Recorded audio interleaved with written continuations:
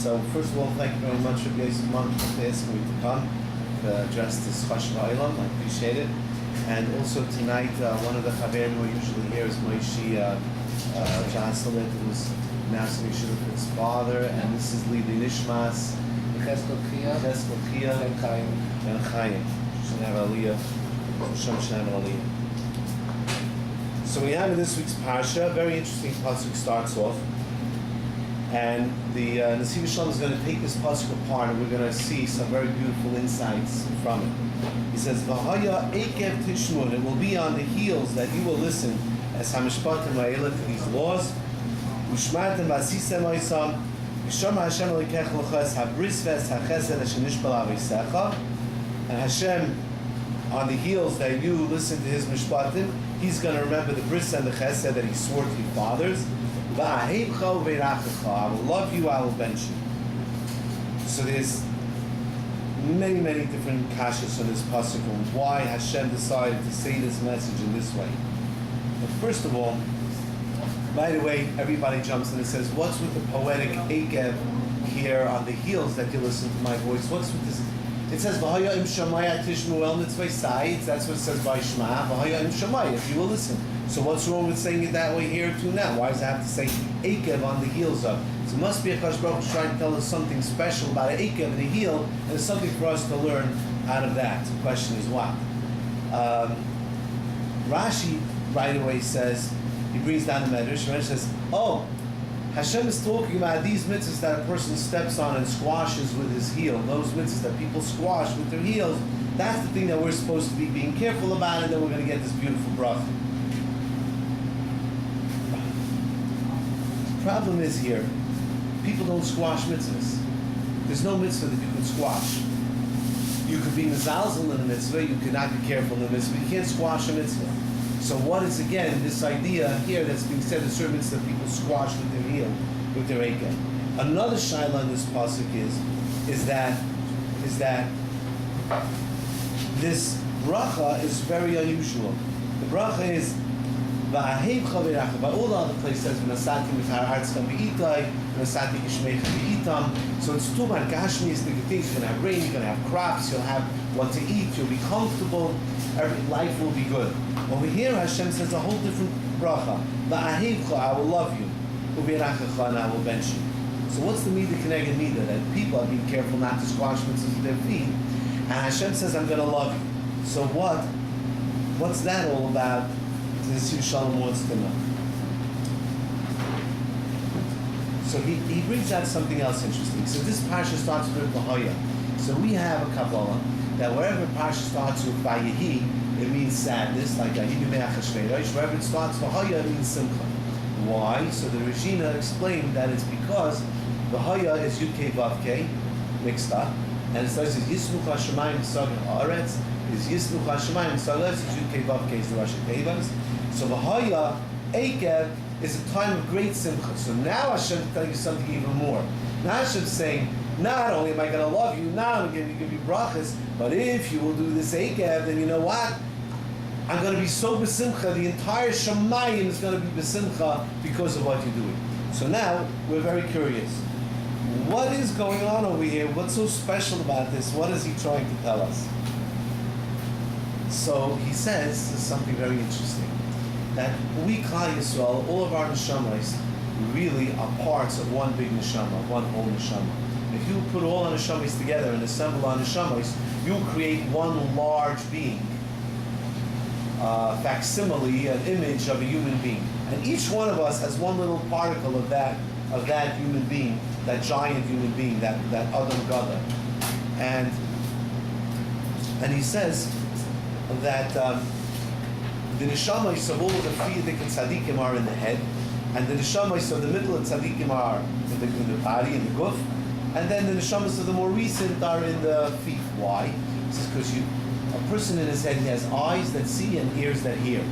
That means not only that your eyes see and your ears hear, but your brain is able to understand and interpret what you're seeing as well.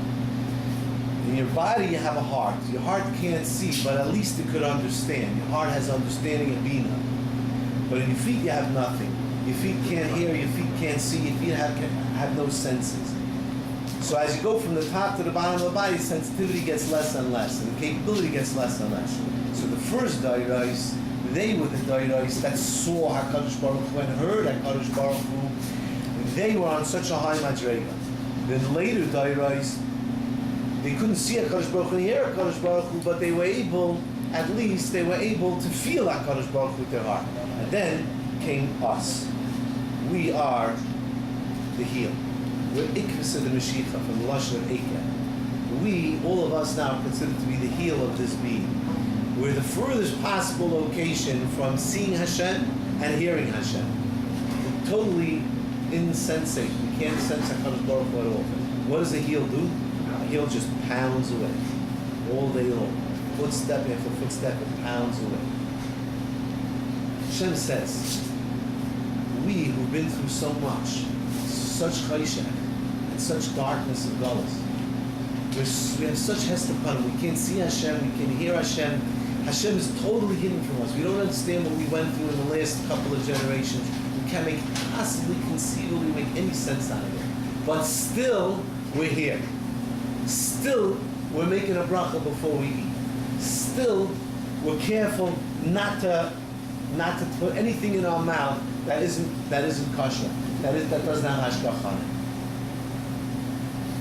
100 different ways, every single day, we say, HaKadosh Baruch Hu, we don't see you, we don't hear you. Nebuch, we have no shaykhis to seeing you, but still, we will not turn our back. Still, we're faithful to you. We will not give up.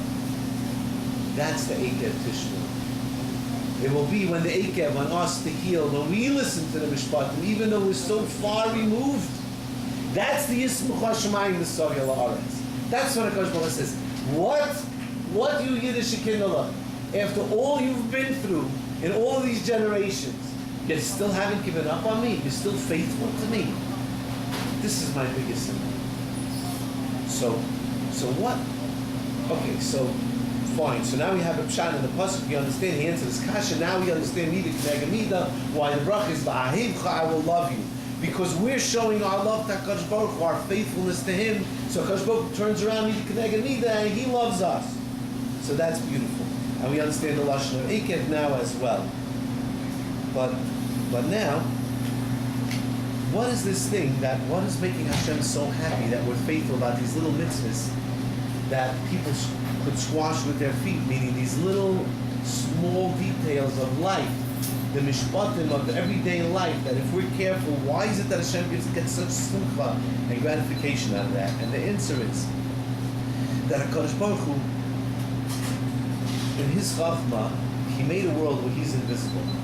And HaKadosh Baruch Hu challenged us from the beginning of the world to say, look, you can't see me, I'm not here, but still, let me see if you're going to believe in me anyway. Let me see if you're still going to obey me, even though you can't see me.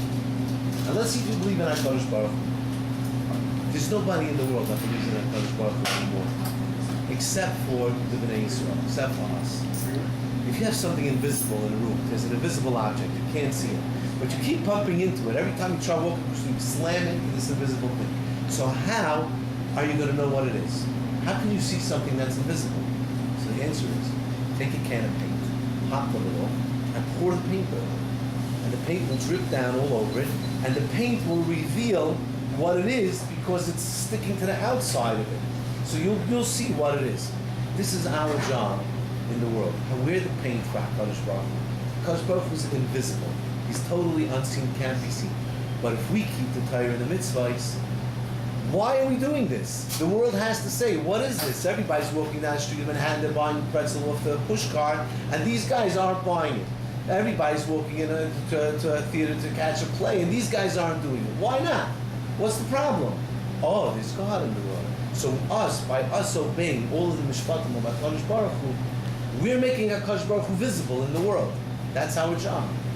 That's why HaKadosh Baruch Hu is so happy that after all of this time, all of this darkness, we're still here doing what He wants. We're still here demonstrating that He's here like Avraham Avinu did, Yitzchak Avinu did, Yaakov Avinu did. That's why He comes back to as habris v'sachesed ashenishbal aleisecha. The bris and the chesed I gave to your fathers, I'm going to remember for you because you're doing what they were supposed to do. You're still doing it in this day and age today. So The message for us is you don't have to get burnt at the stake. You don't have to do a tremendous mesiras nefesh.